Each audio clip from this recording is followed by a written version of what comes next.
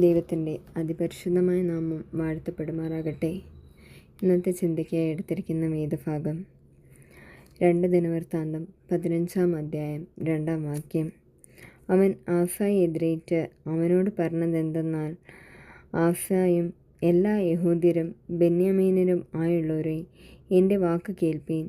നിങ്ങൾ യഹോവയോട് കൂടെ ഇരിക്കുന്നിടത്തോളം അവൻ നിങ്ങളോടുകൂടെ ഇരിക്കും. അവനെ അന്വേഷിക്കുന്നുവെങ്കിൽ നിങ്ങൾ അവനെ കണ്ടെത്തും, ഉപേക്ഷിക്കുന്നുവെങ്കിലോ അവൻ നിങ്ങളെയും ഉപേക്ഷിക്കും. ഇതിൽ തന്നെ നമ്മൾക്ക് അറിയാനായിട്ട് സാധിക്കും, ദൈവത്തോടു കൂടെ ഇരിക്കുക എന്നുള്ളതാണ് നമ്മുടെ വിജയത്തിൻ്റെ രഹസ്യം എന്ന് പറയുന്നത്. ഈ വചനം രാജാവായ ആസയ്ക്ക് പ്രവാചകൻ അസ്രയാവ് പറഞ്ഞു കൊടുക്കുന്നതാണ്. യുദ്ധത്തിൽ ജയിച്ച ശേഷം ദൈവത്തെ മറക്കരുത് എന്നൊരു ഓർമ്മപ്പെടുത്തലാണിതെന്ന് പറയുന്നത്. പലപ്പോഴും നാം നമ്മുടെ കഷ്ടകാലത്ത് ദൈവത്തെ ഓർക്കാറുണ്ട്, നൊയമ്പ് നോൽക്കാറുണ്ട്, കരഞ്ഞ് പ്രാർത്ഥിക്കാറുണ്ട്. പക്ഷേ അനുഗ്രഹം കിട്ടിയാൽ നാം നമ്മുടെ ദൈവത്തെ ഓർക്കാറുണ്ടോ? അപ്പോൾ നമ്മൾ മറന്നു പോവുകയല്ലേ ചെയ്യുന്നത്? ദൈവത്തോടു കൂടെ ഇരിക്കുവാനായിട്ട് നമുക്ക് സാധിക്കണം. ദൈവ സാന്നിധ്യം നാം അനുഭവിക്കണമെങ്കിൽ നാം അവനോടൊപ്പം നടക്കണം. പ്രാർത്ഥന, വചനവായന, വിശുദ്ധ ജീവിതം, ഇതാണ് ദൈവത്തോടു കൂടെ ഇരിക്കുവാൻ കഴിയുന്ന വഴികൾ എന്ന് പറയുന്നത്.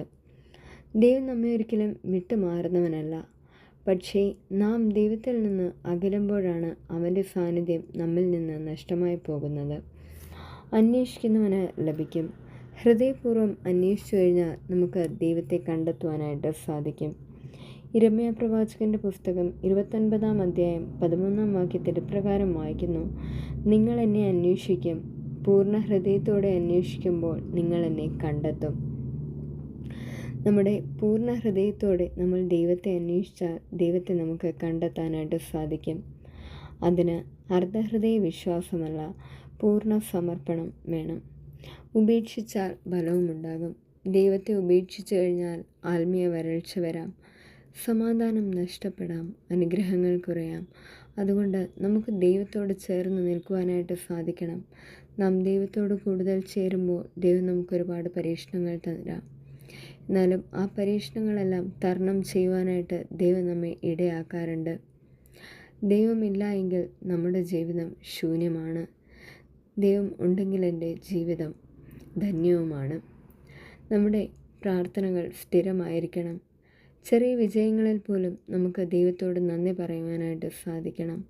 കുടുംബത്തിൽ ദൈവഭയം നിലനിർത്തുവാനായിട്ട് സാധിക്കണം. പരീക്ഷണ കാലഘട്ടത്തിലും നമ്മൾക്ക് ദൈവത്തോടുള്ള വിശ്വാസം നഷ്ടപ്പെടുവാനായിട്ട് ഇടയാവരുത്. ദൈവം ഇന്നും നമ്മോട് പറയുന്നത്, നീ എന്നോട് കൂടെ ഇരിക്കുകയാണെങ്കിൽ ഞാൻ നിന്നോട് കൂടെ ഇരിക്കും. നാം ദൈവത്തെ അന്വേഷിക്കുകയാണെങ്കിൽ അവൻ നമ്മളെ ഒരിക്കലും നിരസിക്കുകയില്ല. നമുക്ക് ഹൃദയത്തിൽ കൈകൊണ്ട് തന്നെ പറയുവാനായിട്ട് സാധിക്കണം, എന്ത് സംഭവിച്ചു കഴിഞ്ഞാലും ഞാൻ എൻ്റെ ദൈവത്തെ തള്ളിക്കളയുകയില്ല.